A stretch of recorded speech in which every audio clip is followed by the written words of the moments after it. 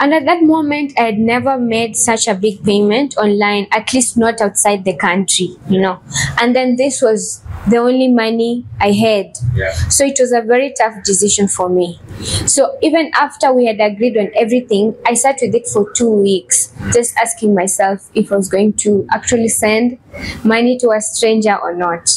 And then one day I was just like, this is money. It comes and goes. Ikienda, iende. Kama nitatumiwa hizi vitu, tunanitumia. This is the story of believing in oneself. Today we feature a dentist who started her dental clinic while still in school. My name is Dr. Branice Munyasa. I am a dentist at Next Care Dental Studio. I'm also a master student at University of Nairobi. I'm currently starting my 3rd year in oral and maxillofacial surgery. So I did my undergraduate at University of Nairobi. I graduated in 2017, December. In between, I've done some courses in orthodontics, in Invisalign, and other courses to help me give my patients the best care. Since a young age, Dr. Branice has always desired to be in the health sector. Well, mine was a bit of a story. I grew up wanting to be a medical doctor, and that also explains the specialty I chose to do in dentistry. So at the end, when I graduated, I didn't meet the cutoff to do medicine. So I opted to do dentistry with the hope that I'd be able to get back into the surgical fields. Immediately after my internship in Kenyatta National Hospital, I got a job at a private clinic in town, where I worked for about 9 months in private practice. It was a very busy clinic, so it gave me a lot of experience in terms of how to run a practice. And because of the many patients who are seeing there, I believe I got a lot of exposure to a lot of procedures. I then went ahead and worked at Aga Khan University Hospital and the University of Nairobi Dental Plaza. So you see, at Kenyatta, it is like mostly in the major fields of dentistry. So there's a lot of referrals coming from a lot of centers sending their patients to Kenyatta. So you tend to see the complex cases. So like in the surgical fields, you get to see a lot of surgery, people who've had accidents who are having their face reconstructed, and then also a lot of replacement, and then just a lot of complex cases go around in Kenyatta as an intern. So I'd get to assist in these procedures and just gain experience before now I finished my internship. At the time of her graduation, it wasn't easy for dentists to get a job. So initially, for dentists, pharmacists, and medical officers, immediately after internship, we get posted to government hospitals. So you'd get posted to the counties. But a year before I graduated, the automatic posting stopped. So we were left at an internship. You either work in a private hospital or you sponsor yourself to go back to school. So at the time, I had thought that I really wanted to go back to school. And initially with the government posting, you'd stay in the county maybe 3 to 5 years, then the government would sponsor you to go back to school. So I was left in a circumstance where I wanted to go back to school, but I didn't know how I was going to support myself through school. So I decided, why not start practice instead of waiting for a government job? You don't know how long I would have waited, and time goes by. So I decided to start this place. At first, I had been thinking about Kiambi Road, and I thought people were going so far for dental care. They had to go all the way to Kiambi town to get a dentist, a certified dentist, or go all the way to Ruaka or Siata or TRM or town. So I felt like maybe I bring a practice here in the middle, so that anyone on Kiambi Road know that they can get good dentist here, certified by the board and licensed, so that they know that they can get quality care here and they don't have to go so far for dental care. So that was my idea of this place. So So right now I'm in my second year of school, and it definitely really helps me to take care of my needs instead of worrying, like, because you see school, you only get weekends off sometimes, so it would have been unsustainable for me to be in school without a source of income. Yeah. With the support of her relatives, Dr. Branice was able to climb the ladder of success. So I grew up in my aunt's home.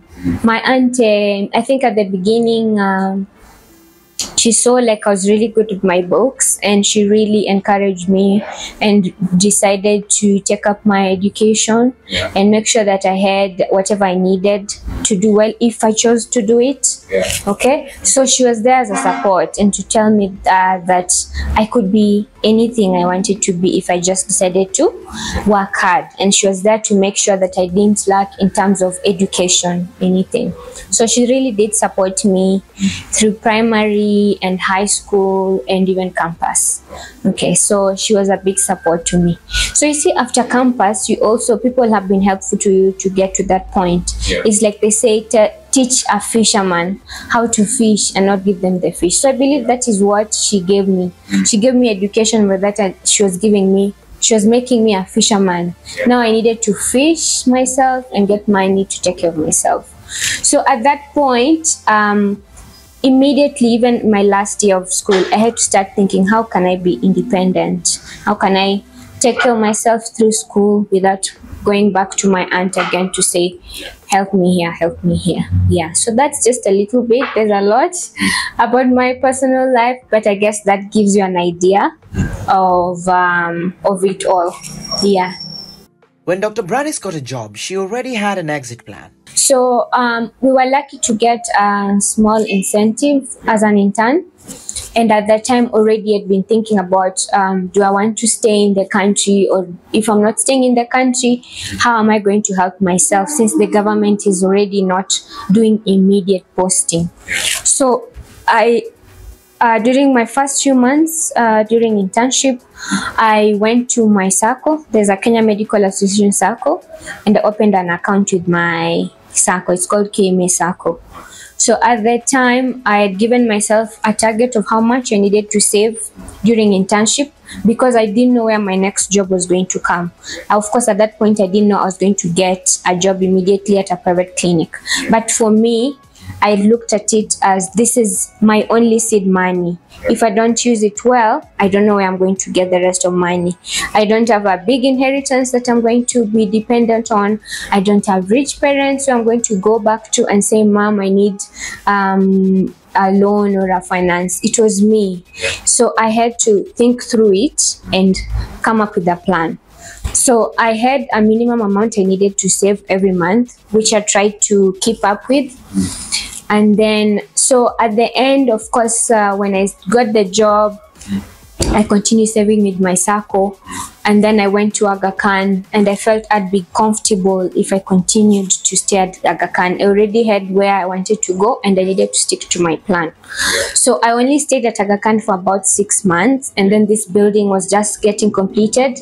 And I knew if I didn't take a spot here, someone else was going to put a dental clinic here.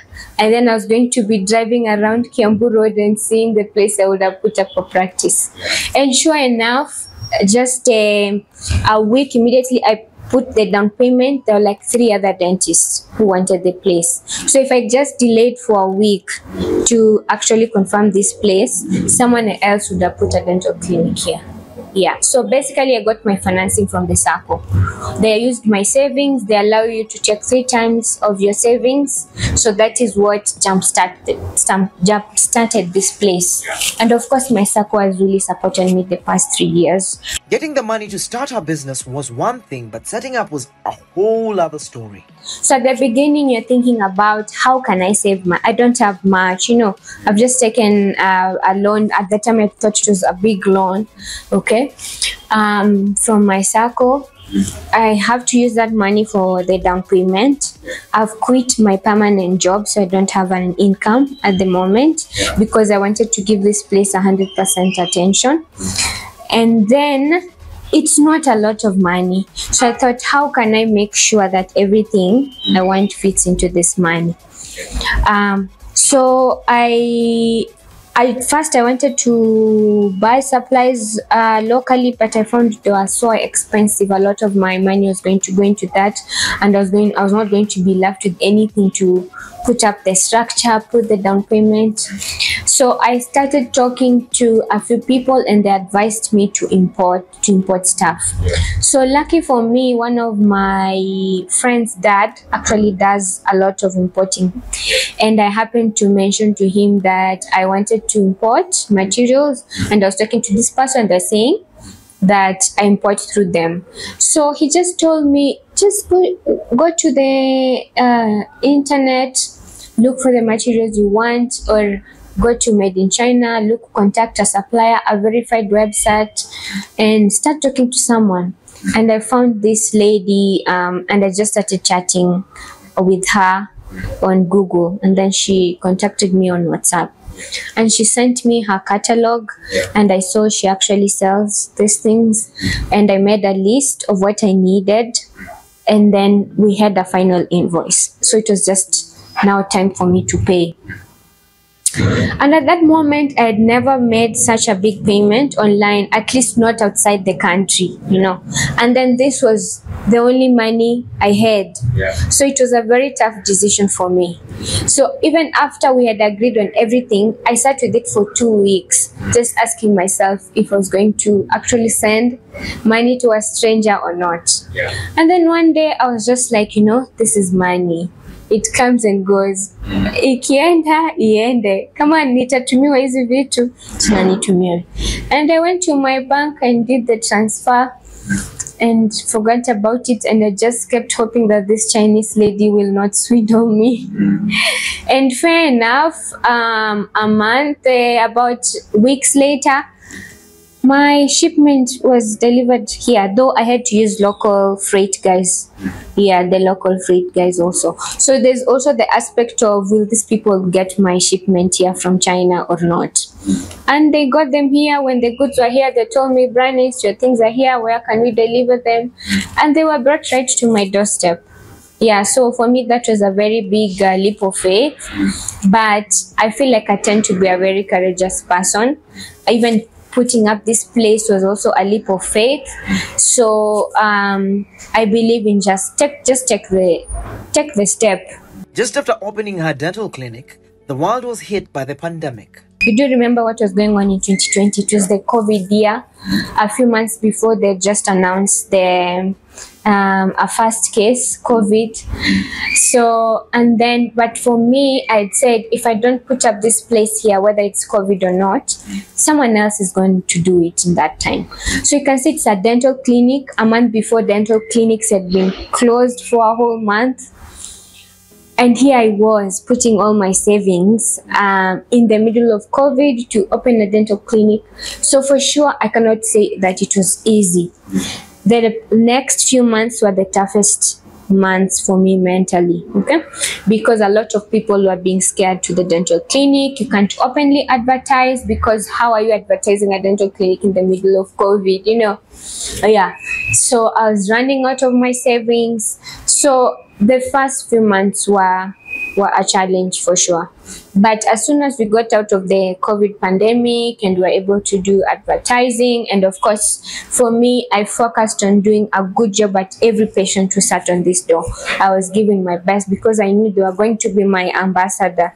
So with every other good job, we were getting referrals. So that is what has actually grown our practice. Yeah. Every industry has its set of challenges. Some of the challenges we are facing is that, not to throw shade to any cadres or not, but with every profession, there's always been someone who is doing more than they should do. For example, you see, like if you walk into a hospital, anyone who's wearing a white coat, for you, you know that's a doctor, right? Yeah. But we're having so many mushrooming of clinics. For example, here we get so many cases of people who went to people who are claiming to be dentists and they're not dentists, and because of that they end up doing things they're not supposed to do. So we end up picking up from where they have left. Okay, let me take the example of maybe children, for example. When these kids they have baby teeth which come out at certain ages. Okay, so when you remove this baby teeth too early, the permanent teeth tend to lose the space they're supposed to come in because the other teeth tend to try and close that space. So for a dentist, they have this information. They know they need to keep that tooth until the other one is ready to come into the mouth. But for someone who doesn't have this knowledge, a tooth X, it is extracted. A tooth X, it is extracted. Yet for children, this has very serious consequences in terms of the spacing. So we get a lot of kids that have gone to places that are not being run by dentists, and now we have to pick up and now start planning for braces and all that. Yeah, and then we also get people who are like, oh, I wish I was given the information that I could have done a filling, I could have done a root canal, but now the tooth was already extracted. Yeah. Having started her business in the hardest time possible, Dr. Branice learned a couple of hard lessons. So for me, my best advice would be, you see, I had big dreams. We came and we took half a wing in the middle of COVID. Maybe the best would have been to start small, start small and then keep growing. We have big dreams sometimes, but it's always best to start small. I mean, people say go big or go home. An advocate of go big or go home, but I'd say start small, manage your expenses, and just keep growing, keep growing, keep growing. You see, it's 3 years now. We are just getting new equipment, and now we have to redo the setup of the clinic because we are just making an extension to the other side. So now we have to redesign the clinic again. Yeah. So apart from starting small, and then if you're looking into financing and you're starting, make sure you have enough money to take care of your expenses at least for 3-6 months, just to be safe, until the business picks up and starts paying for its own expenses. Treat your employees very well, because you see that the ones who are forming part of the team. If your employees are happy, they're going to treat your clients well. If they're not happy, you'll be here working on another client, your receptionist will be sulking at your next client, which will not be good. So your employees are your priority. Your employees need to be happy. So that is also very important, because as you grow, they are also growing. The other thing I'd probably like to say, business-wise, try to inject back the money. At the beginning, it's very tempting.